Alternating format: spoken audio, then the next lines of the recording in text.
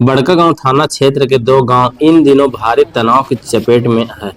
अपहरण, हत्या और इसके बाद बदले की कार्रवाई ने हालात को विस्फोटक बना दिया। प्रशासन ने दोनों गांवों को पुलिस छावनी में तब्दील कर दिया। देखिए यह ग्राउंड रिपोर्ट।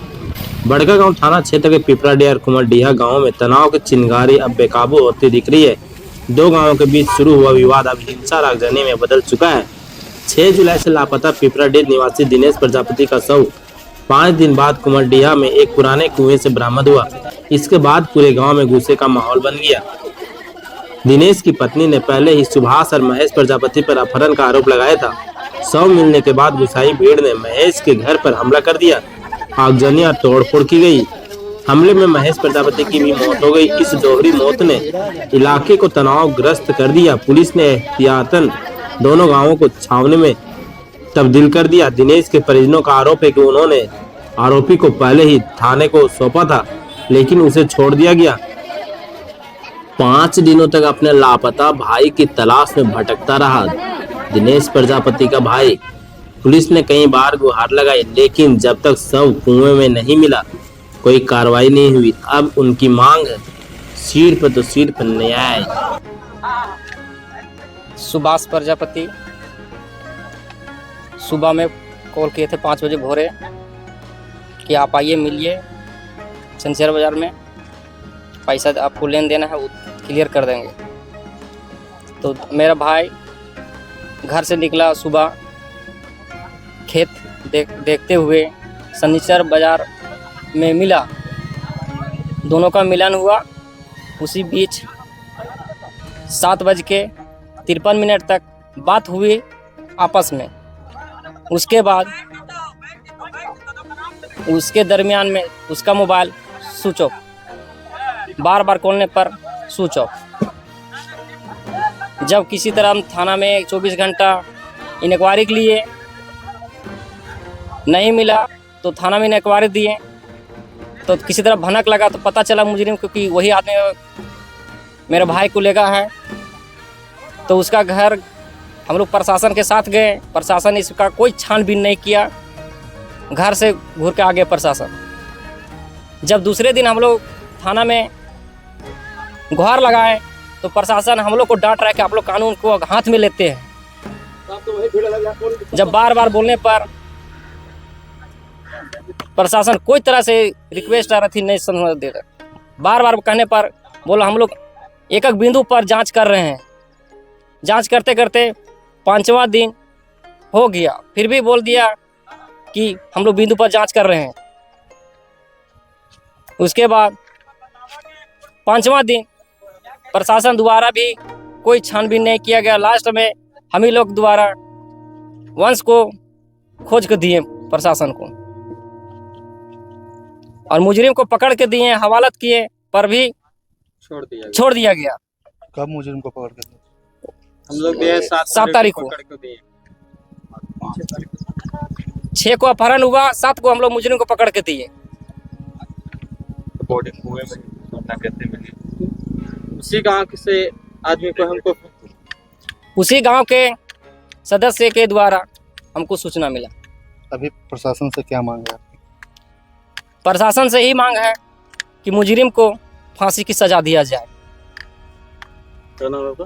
देवकी प्रजापति भाई है बड़ा।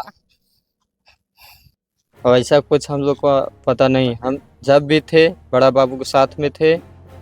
देखिए गुस्साए लोग में कुछ भी हो सकता है। गुस्साए लोग जिनके ऊपर पकड़ने का शंका था पकड़ को भी दिए, उसको भी छोड़ दिया गया। क्या मामला है कि जो पकड़ के छोड़ दिया गया है? कुछ तो मामला है। क्या पैसा लेन देन हुआ था, क्या हुआ था, कुछ तो वह है, तभी ना हम लोग को कुछ एक्शन नहीं लिया गया मेरे पीछे। इसी बीच में जनता, कोई कहाँ के जनता, इसको कोई पता नहीं है। सबको इससे प्रेम था। कोई कुछ क्या होगा हमको इसके लिए जानकारी नहीं है। हम 24 घंटा बड़ा बाबू के साथ में थे। विकास कुमार। आप क्या हैं? छोटा भाई। गलती से हुआ है और कुछ नहीं हुआ है। प्रशासन को जब दिया गया, सुपुर्द किया गया खोज करके, तो प्रशासन खोजती क्या? वो दिया हुआ अभी तो छोड़ दिया। क्या मांग करते हैं प्रशासन से? प्रशासन की कोई आवश्यकता नहीं है यहाँ झारखंड में। उचित करना, कानूनी कार्रवाई किया जाए। मुआवजा दिया जाए। थाना छोटे प्रभारी छोटे की बच्चे आवश्यकता हैं। ही नहीं है यहाँ। शत्रु प्रजापति खतरू प्रजापति। वही महेश के बेटे विकास कुमार ने भीड़ पर हत्या का आरोप लगाते हुए न्याय की मांग की है। वही महेश प्रजापति के बेटे विकास का कहना है कि उनके पिता निर्दोष है। सवाल यह है कि अगर कोई दोषी है तो क्या भीड़ को कानून हाथ में लेने का हक है क्या? वही उन्होंने यह भी कहा कि हमारे घर में आग लगा दी गई, सब कुछ लूट लिया गया, मेरे पिताजी को बेरहमी से पीटा गया, क्या यही न्याय है? पुलिस क्यों नहीं पहुंची समय पर? भीड़ को कानून हाथ में लेने का हक किसने दिया आखिर? मेरा नाम विकास है और कल के घटना जो है वो समझिए, एक तो ये मर्डर है जो मेरे पिताजी के साथ हुआ, एक तो मर्डर हुआ। दूसरी बात, जितना जो है घर का एक एक चीज़, कोई ऐसा चीज़ नहीं है, कोई ऐसा कोना नहीं है, कोई ऐसा सामान नहीं है कि जिसको जलाकर राख नहीं किया गया। साथ ही साथ मशीन से लेकर के, डॉक्यूमेंट से लेकर के, गाड़ी से लेकर के, टोटल चीज़, अनाज तक, टोटल चीज़ जला करके राख कर दिए गए। अब इसमें ज्वेलरी से लेकर के, कैश से लेकर के, अच्छा दूसरी सबसे बड़ी बात है कि अगर कोई आग लगाने के बाद वो ड्रॉवर का ताला तोड़ के उसका सामान निकालता है तो एक तो ये तो हो गया, चोरी भी करके गया। उसका मनसा ही था कि डाका डालना और आग लगाना, क्योंकि ऐसा आसानी से तो ताला टूटेगा नहीं। जल रहा है, जल रहा है, लोहा है, ऐसा नहीं कि जल के राख हो जाएगा। लोहा को जलने के लिए 1200-1300 डिग्री मेल्टिंग उसको चाहिए टेम्परेचर, और वो आपको इतना छोटी सी आग में वो लोहा जल के पिघलेगा नहीं। कितने लोगों ने किया है? 3 लोगों के साथ। ये मोटा मोटी झुंड तो पूरा था, लेकिन 8-10 आदमी जो है पूरा भूमिका निभाया इस केस में। वो नाम मैं दूंगा, वो सारा डिटेल जाएगी, प्रभारी के पास जाएगा, अंचल में जाएगा, डीसी को जाएगा, वो सारे जगह जाएगा। क्या नाम है आपका? विकास कुमार। अब हाँ, बड़े बेटा, अब हम ये से प्रशासन से और मीडिया वालों से, दोनों से ये चाहेंगे कि इसका सटीक क्या हमको उसका मिलेगा, क्या मुआवजा मिलेगा, कैसे इसको ठीक करें। आदमी कहाँ रहेगा, कैसे करेगा? अनाज तक नहीं है, रहने का नहीं है, बैठने का नहीं है। तो ऊपर पानी टंकी से लेकर के टोटल चीज़ ध्वस्त कर दिया गया। ये क्यों किया गया? किसी को उंगली दिखा करके दोषी करार दिया जा सकता है क्या? ये कानून है कहीं? मकान एक भी का उंगली दिखा करके कानून किसी को दोषी नहीं दिया जा सकता। प्रूफ होना। हम किसी को अगर पैसे दिए तो उसका प्रूफ होगा। कैश है तो कैश दो, अगर बैंक से है तो बैंक में होगा। ये इतना बड़ा एरिया नहीं है कि 2 लाख 1 लाख देने के लिए ऐसे यूं दे दिया फेंक मार करके। यहाँ 5000 लेने के लिए सामने वाला को गारंटर खड़ा करता है, जब मिलता है 5000। तो ऐसे नहीं कि किसी को हम बोल दिया नाप शनाप कि भाई 5 लाख दे दिए, 2 लाख दे दिए, 1.5 लाख दे दिए, ऐसे कैसे दे दिए? कुछ तो प्रूफ होएगा। तो ये हो गया उंगली दिखा करके किसी को फंसाना। मैं चाहता हूँ कि अगर जो एक्चुअल दोषी है उसको दीजिए, ये ज़रूरी है। अभी प्रशासन से क्या मांग करते हैं? प्रशासन से मांग करते हैं कि अभी एक तो मेरा छोटा भाई है जिसको अभी रखा गया। मैं कहता हूँ अगर इसको निकलता है दोषी करा, आप दीजिए, शौक से दीजिए, उसमें कोई हस्तक्षेप नहीं करूँगा। लेकिन ये जो एक हमारे पिताजी के साथ जो मर्डर हो गया, इसको इतना बैडली मतलब बुरी तरह से मार मार करके ये किया गया। एक होता है कि अचानक को सडनली कोई घटना घट गई जिसके वजह से होगी, लेकिन एकदम ऐसे करते हैं जैसे मार मार के हर जगह इतना, यहाँ कटा, यहाँ कटा, यहाँ मारा है, पूरा खींचा गया है, रगड़ा गया है, पूरा कान में बालू उल सब था, गाड़ी तक चढ़ाया गया, मोटरसाइकिल से पूरा लास्ट समय तक चढ़ाया गया। ये क्या है? ये प्रशासन। 3 दिन पहले एक लड़का का मर्डर हुआ था। अब मर्डर किसने किया वो पता नहीं है, लेकिन शक के दायरे में इसके भाई जो विकास कुमार के भाई को ले गए पुलिस वाले ने।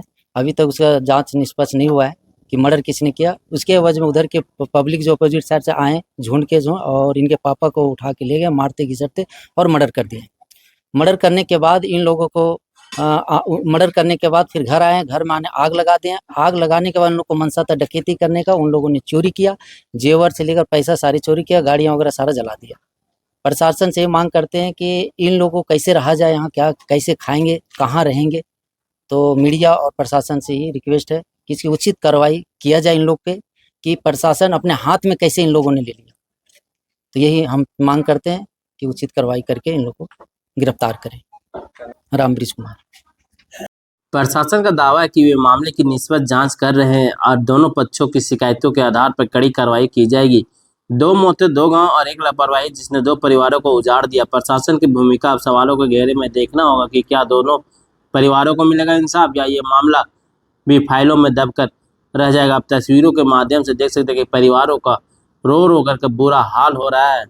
वही एक तरफ अपहरण की शिकायत के बाद भी कोई गंभीर कार्रवाई नहीं, तो दूसरी ओर जब भीड़ ने हमला किया तब भी प्रशासन नदारद रहा। ऐसे में सवाल उठता है, बड़कागांव पुलिस आखिर कब जागेगी। एक मौत का बदला दूसरी जान से चुकता हुआ दिख रहा है, मगर असली दोषी कौन है? क्या प्रशासन के लापरवाही ने 2 परिवारों को उजाड़ दिया? क्या पुलिस की निष्क्रियता ने भीड़ को उकसाया? अब देखना है कि दोनों परिवारों को मिलेगा न्याय या प्रशासन सिर्फ रिपोर्ट बनाकर फाइल बंद कर देगा। आप तस्वीरों में देख सकते हैं कि घर के बाहर काफी लोग व सुरक्षा की दृष्टिकोण से बात की जाए तो सुरक्षा का पुख्ता इंतजाम।